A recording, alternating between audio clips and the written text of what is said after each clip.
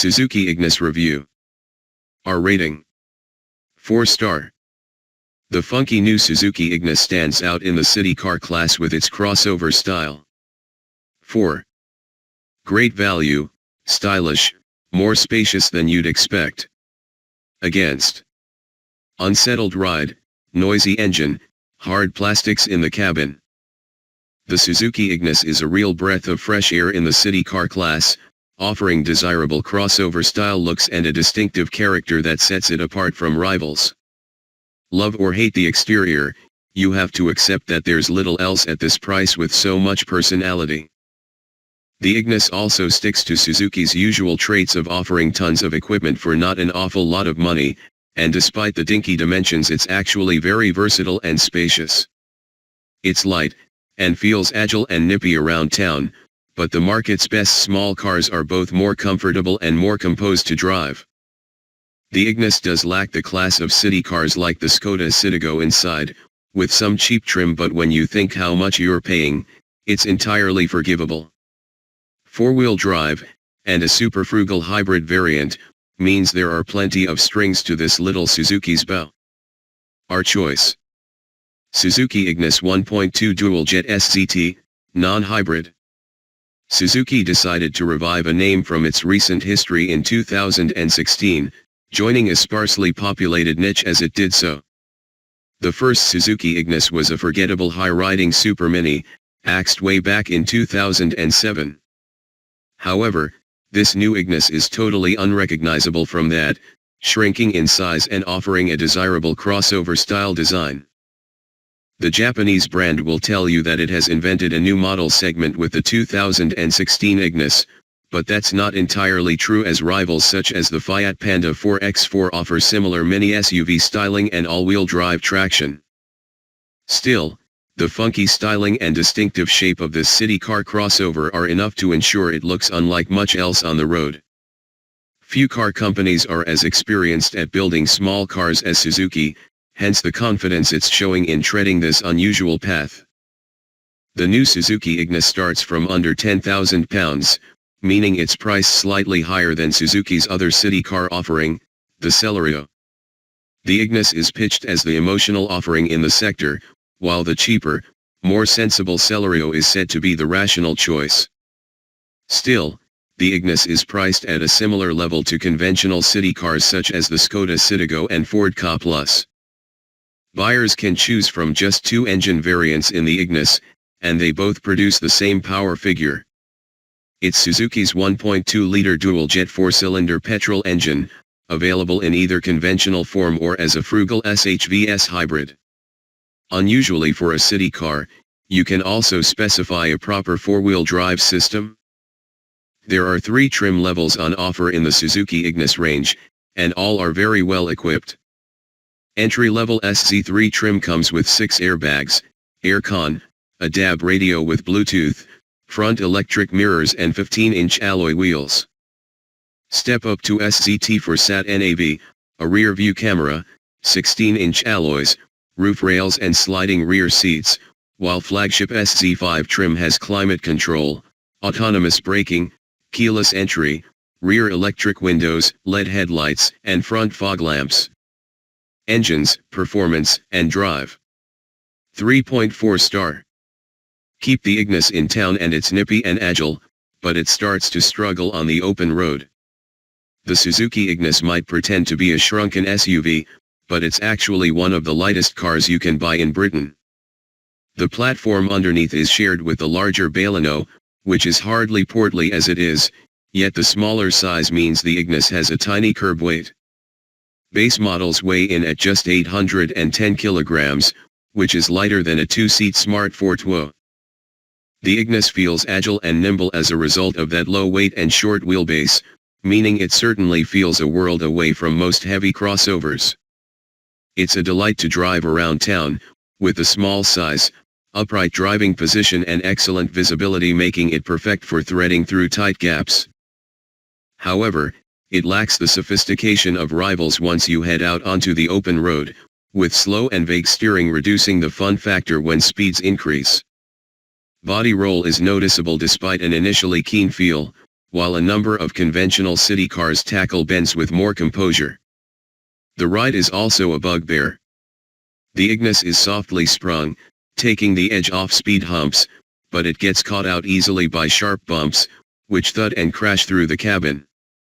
Road noise is quite pronounced, too, while noticeable wind and engine noise mean it isn't the best city car for long journeys. Interestingly, the lighter non-hybrid models are a touch smoother in terms of ride quality. Engines.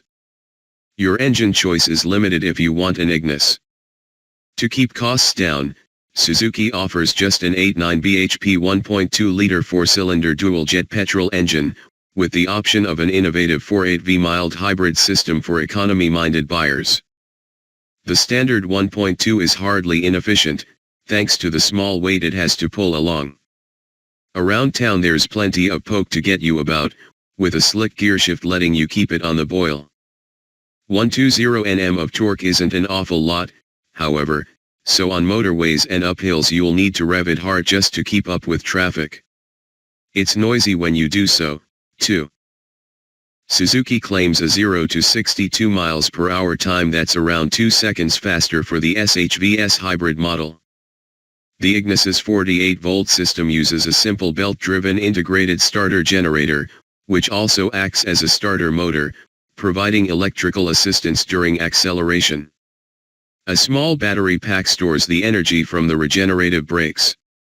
It's a setup that's cheaper, lighter, and simpler than a full hybrid, doing without the heavy batteries and electric motor. The Ignis SHVS is a bit punchier from the get-go, but when the assistance tails off you're left with the same need for revs. It's not enough of a boost for us to recommend it over the standard car, particularly as you have to opt for the top-spec SZ5 trim to have it. MPG, CO2 and running costs. 4.3 star. The Ignis should be very cheap to buy and run regardless of spec, although insurance groups aren't all that low. The Ignis shares the familiar Suzuki family trait of being really good value for money. And even looking past the attractive list prices, it should prove cheap to run. Even the non-hybrid 1.2-liter engine manages a claimed combined figure of 61.4 mpg and emits 104 g/km of CO2, which is impressive for a non-turbo unit and means it's very cheap to tax. Better still, we found it easy to exceed 50 mpg in normal driving, so that figure seems realistic. The hybrid manages a slightly better claimed 65.7 mpg combined economy and emits 97 g/km of CO2, though if you spec it with four-wheel drive those numbers creep out to 60.1 mpg and 106 g/km. It means the first year of road tax is free on all Ignis models, while the maximum you'll pay in year 2 is £20. All of those figures are amongst the best in the city car class, while the 4x4 version is considerably more frugal than the Fiat Panda Cross with a petrol engine. The only drawback is the small 32-liter fuel tank. Repair bills for the Ignis are likely to be roughly in line with the rest of the Suzuki range and not very expensive. Insurance groups. For a small, low-cost city car, the Ignis isn't all that cheap to insure. One factor to blame on that is the 3-star Euro NCAP safety rating, rising to 4 stars on top-spec models. All Ignis models, regardless of spec, are fixed at Group 9A. For comparison, a VW Up starts at Group 2E, and a Fiat Panda kicks off from Group 4U. Depreciation. Residual values for the Ignis are decent but not outstanding for the class.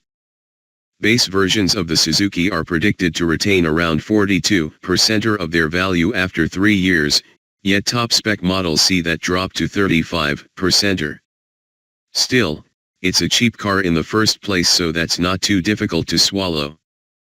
Interior, design, and technology. 3.8 star.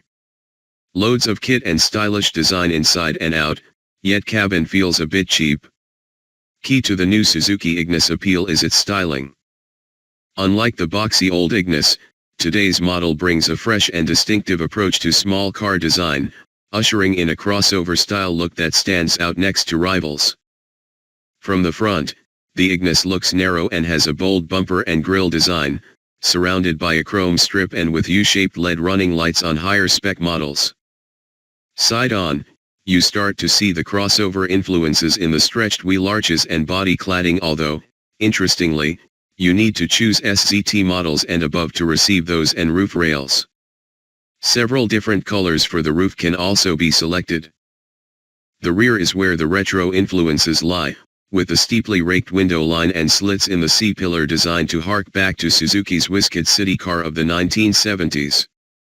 It's easy to see why Suzuki positions this as the emotional offering compared to the dull-looking Celerio. The inside is far more conventional, but still more stylish than many city car interiors.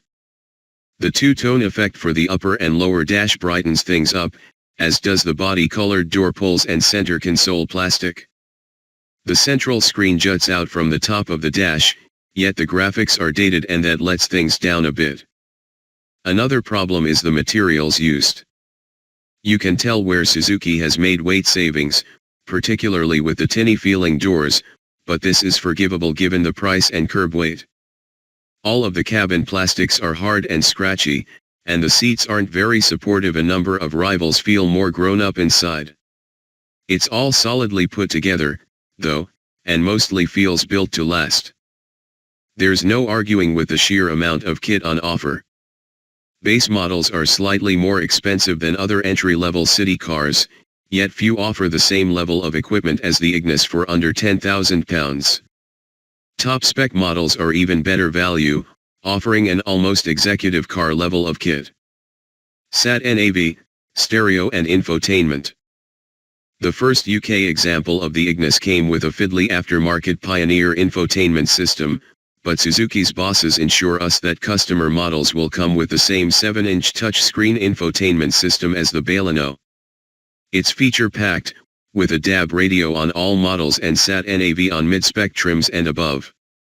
There's also Bluetooth connectivity, USB, and auxiliary ports, although there's no CD player. Unfortunately, it's not the easiest screen to use. It often takes a couple of prods to respond to your inputs, while the graphics are low-res and a bit cheap-looking. The volume slider on the side of the screen isn't very user-friendly either. Practicality, comfort, and boot space. 4.5 star. Ignis is far more practical than you'd expect looking at it. The sliding rear seats are a real boon. Take one look at the tiny dimensions of the Ignis and you'd be forgiven for assuming it's not very practical. But you'd be wrong. Suzuki has done a great job of squeezing the maximum amount of space available from the slim bodywork. The key thing that helps to make the most of the Ignis space is the sliding rear bench seat, standard on SZT models and above. It can be moved forward and aft up to 165 mm to allow buyers to choose between rear legroom and boot capacity. The seat backs recline, too, while storage is decent, taking the form of big door bins, 2 central cup holders and a split glove box. Visibility from the driver's seat of the Ignis is very good, mainly thanks to the high-up driving position. It's a characteristic taken from larger crossovers that will please city dwellers, and makes the Ignis very easy to thread between traffic. Size. The Ignis is 3.7 m long and 1.6 m wide, making it a fair bit longer and slightly wider than both the Celerio and rival city cars like the Skoda Citigo. It's surprising given the Ignis is meant to be less practical than the Celerio, but it translates into a good amount of space for occupants. Legroom, headroom, and passenger space. We've yet to try an Ignis without the sliding rear seat bench, but with it fitted, 4 average-sized adults will find a surprising amount of legroom and even decent headroom impressive given the car's sloping roofline. The 2-position reclining backrest also makes things more comfortable. Obviously, if you slide the seats forward to prioritize boot space, legroom is reduced, while the Ignis slim width means there's little hope of carrying 3 passengers in the back.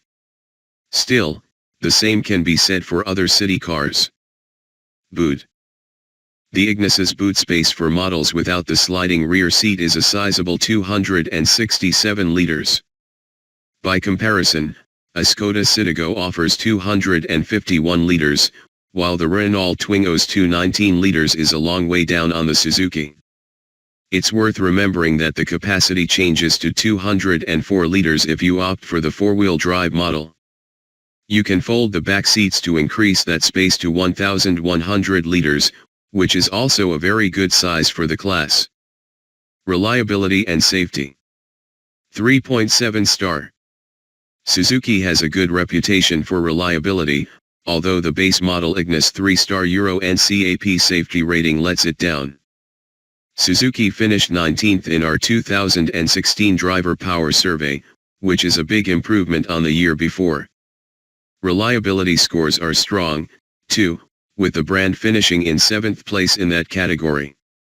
It's too early to judge the Ignis for overall dependability, but the early signs are good. It helps that the little Suzuki is relatively simple mechanically. Even the hybrid is far less complex than other petrol-electric models on sale. The same can't be said for the electrical systems, though, as top-spec models in particular come loaded with kit. Entry-level Ignis models suffer at the hands of Euro NCAP's stringent new testing regime. It scores 3 stars, mostly because it lacks standard safety equipment and driver assist systems. SCT models and above see that increase to 4 stars as a suite of driver aids is thrown in.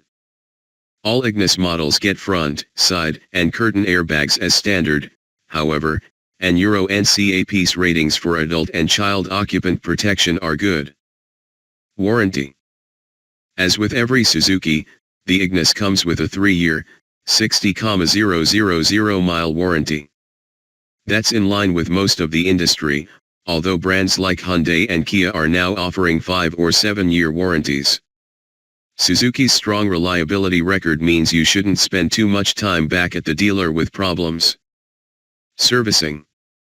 The Ignis requires servicing every 9,300 miles or 12 months, whichever comes sooner. A main service is needed every 18,000 miles. Those intervals are about average for a car of this size, but not exceptional. Thankfully, Suzuki's labor and parts rates are pretty low, so it's not a big expense each time.